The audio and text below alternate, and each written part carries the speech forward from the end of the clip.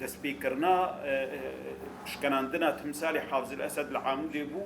یعنی ڕێژیمێ وێ وەختێدا عامودێ گەلێکی خست بن چاوادێ چاواکار بێ ملەتێ وێ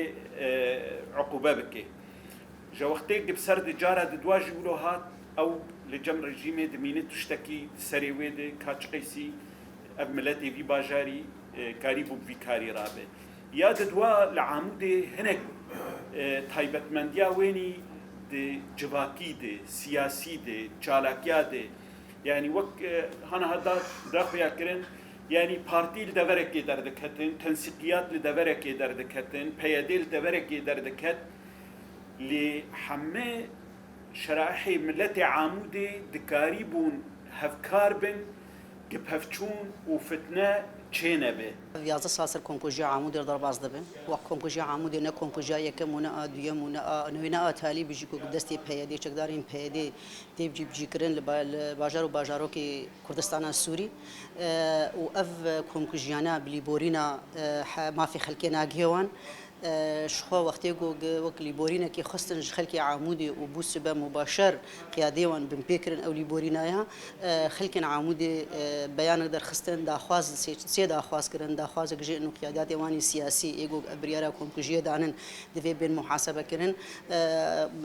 ئێدە دوا دەوێ ئەف قیاداتێوانی عسکری ئێگو دەستێوان ئەف کۆمپۆژی چێ بووی دەوێ بێن محاسبەکردن و لۆبڕینێک مەزن لێ مخابن حتا ڕۆژە ئیرۆ پەیەدێ نە لیبۆرینێش خەلکێت خوازێ نە خەلکێت عاوید نه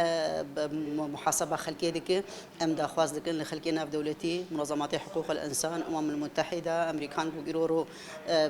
بشجريا قصدي دكن دفي يعني محاسبة فان خلقي جوج في منظومة جوج فان كومبوجات حقي ما في ملتي كردستان السوري دفي بالمحاسبة كرن في بيداد كرن بويرا خاصة أوك بيتر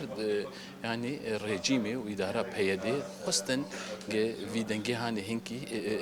فمرينن حتى أنا مخابن أو خلق عمودي أو باكرواني وي هنا أو دوزايا بردوامه كسي إيج أو كشتن كرن إيج أو بريار سندن حتى أنا كآزادن ليه اللي بنين حطناها نبوية اعتذار نبوية خلك عمودة نا بركي جهرنا دبو إنه كان تعويضات واني تشني مادي بفن اللي خلك عمودة وجدوزة خوفا نجريان دفي أو كسي إيه بريار سند بريار إيه خديه بريار من سياسي من عسكري من إدمن أو كسانا دفي جزاء بفن فأف مخابن بيدي تدربي لفكر نجبو يرى عمودش حر دري نكري وقال لك باكروان كانوا قال لك وبيش كون كوجي دفير ديجي تشيبون ريجيمي براستي وقت ودريا بيدير خص في باجاري هاني عقوبه بك وما دي يروبرو قال لك خلكي عمودجي اي باش مشاركه شورشها السوري ذكرن بوي كون كوجيه قال لك خل دكتن درفي